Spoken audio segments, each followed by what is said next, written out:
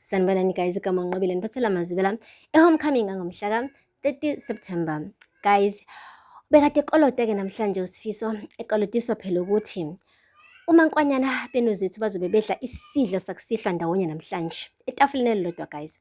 Hambile-ke waye police station wayokhuluma noBra Mike emtshela ukuthi lalela la kusukela namhlanje kumele ngibize ngobhuti ngoba impela ngiyakwazi ukwenza izinto zenzeke. Uyamkhuza kuBra Mike uyasho ukuthi yabona lento oyenzayo manje usudlala ngomlilo-ke manje udlala ngegeja kuziliwe.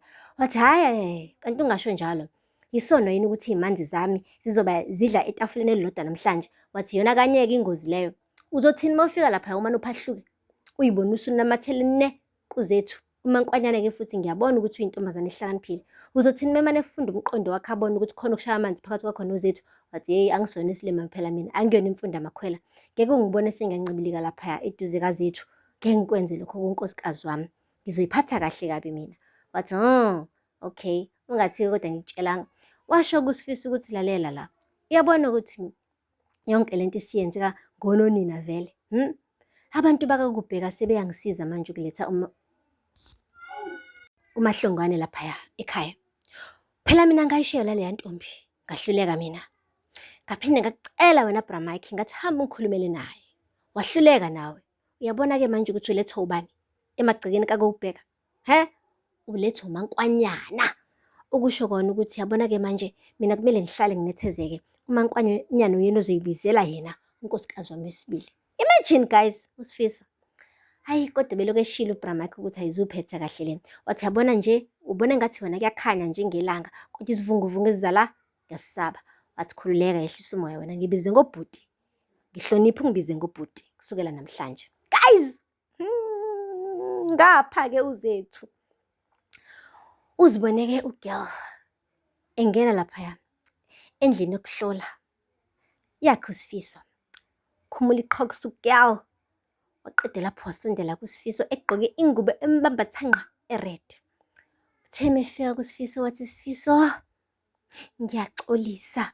uSifiso wamane wambamba la edlathini wambrasha wathi asikho isidingo salokho mangwane asikho isidingo salokho.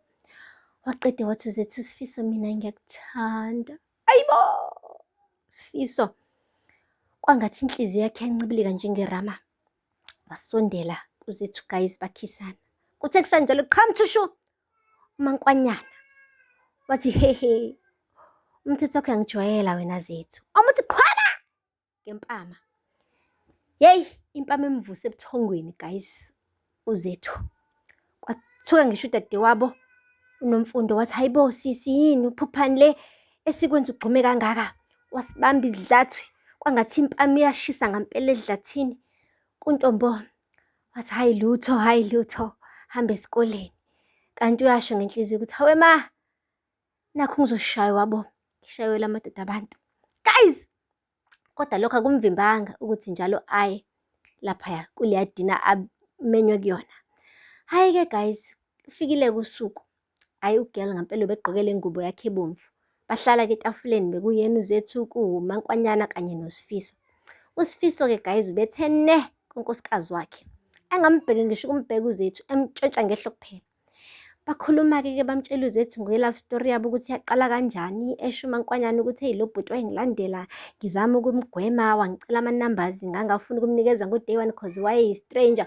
uSifiso wagudla uzethu wathi hawu wena ubungeke unginike yini intombi zethu ngifuna inamba kuwena. Wayikhohlelisa uzethu wathi heyi qhubeka nestori. Waqhubeka-ke umaNkwanyana washo ukuthi heyi qede lapho-ke ngamnikeza ithuba kubhuti ukuthi akangikhiphe. Hawu wayithatha over uSifiso wathi heyi ngathi sengibonile-ke lapho ukuthi ngimnqobile-ke manje-ke umaNkwanyana sethi angimkhiphe. Hhayi wena ngangimfunza yonke into ngimfunza wena bobhanana ngimfunza wena bonyama. Angazi noma besesefuna ukuthi nozethu ahala abone ukuthi uyafunzana bese naye uyavuma ukuthi angene kulesi thenju noma cha. But anyway uzethu beloke nje esmile into engapheli. Wabuza kuSifiso ukuthi ukudla kuhamba kahle yini. Wathi ayi impela kumnandi. Guys kwafika-ke isikhathi la kumele-ke kuhlukanwe khona-ke. umaNkwanyana-ke wabonga wanconcoza kuzethu ukuthi ufikile wahlehlisa zonke izinto ekade zama-plans akhe. uzethu naye washo ukuthi ayikho inkinga bathathani ihagi. Emva kwalapho umaNkwanyana waya kumyeni wakhe uSifiso wamnikeza okhisi ababili waqede wathi umphelezele kahleke-ke uzethu aze afike qathatha ekhaya kohlongwane wavuma uSifiso wathi, khululeka ngizokwenza njalo kanti uyasho ukuthi vele ngifuna lokho. Guys, ube ukufulathela nje umankwanyana wamane uthi uZethu, yazini ngiyagoduka ngizoyihambela mina. Wathi ima wo yini manje usujaheni? Wathi yini ubukisa ngami vele la? Wathi ukhuluma ngani? Wathi yazi Sifiso impilo yami ibikade i-right ungakafiki wena. Ungani vele ufika uzomosha impilo yami kanje? Wathi hayibo ukhuluma ngani? Uthi uyazi ngikubonile wena la etafuleni ubhizi ukhuluma nonkosikazi wakho, ungangibuki ngisho ukungibuka, awusangikhahleli ngisho nangaphansi kwetafula ukukhombisa ukuthi nawe unami. Hayibo guys, uZethu sikhwele ugirl, sikhwele lapho unesikhwele nje, akafuni ukungena kwi-relationship noSifiso, akafuni ukungena emshadweni futhi lo wesithembu, kodwa usenesikhwele. Guys, wambuza kuSifiso ukuthi hayibo bufuna ngenze njani kanti? Wathi nje ya bunganginakile nje la. Bunganginakile. Ngimane nje wangenza nje ngangedwa la. Ngabonakala ukuthi nje ngize ngokuvakasha. Hayibo guys, uZethu washo-ke nanokuthi-ke akakaze afune into kangaka njengokuthi afune uSifiso. Ayi, kwaba umthintile kuSifiso emanonini ngokuzwa leyo mazwi nje ewodwa ukuthi hawu kanti uyamfuna. Okay. Wase washo kuSifiso ukuthi kanti khululeka phela vele uyalazi udaba nami ubalulekile kumina, usho konke kumina. Wamane wathi nje uZethu ngekwazi kodwa kudibhiza lento ekhona la phakathi kwakho nomankwanyana. Wabephuma ugirl edlathazela, kodwa nje ugirl siyangisolisa-ke manje. Abona nje laphaya akazile ukuzokwakha uzobhidliza umendo osukhona. Ugirl unesikhwele esibabazikayo, unesikhwele esithi maye babo, like yabona umuntu azowazi kahle ukuthi hayibo lo muntu azoyifaka kuyena unonkosikazi nomntwana, ebese emva kwalapho ethi awunginakile. Kanjani akunake ngoba phela unkosikazi wakho la? Shuthi mengase kuthiwa uyangena ngempela esithenjini, kuyacaca ukuthi uSifiso komele ahlezi agqolozela uZethu yedwa nje, umankwanyana indaba yakhe ayikhohlwe. Umsho futhi uzomphoqa ukuthi ahambe ayodivosa umankwanyana before angene emshadweni naye uSifiso. So ingakho nje uZethu ethi akasifuna isithembu, kahle kahle ufuna uSifiso alahle umankwanyana bese-ke kuyimande yena angene uZethu. Ingakho ethe abamane bebaleke be-ilophe guys, beyohlala kwenye indawo la kungaziwa khona muntu, okusho ukuthi kahle kahle uSifiso akalahle unkosikazi wakhe nengane ehambe naye uZethu.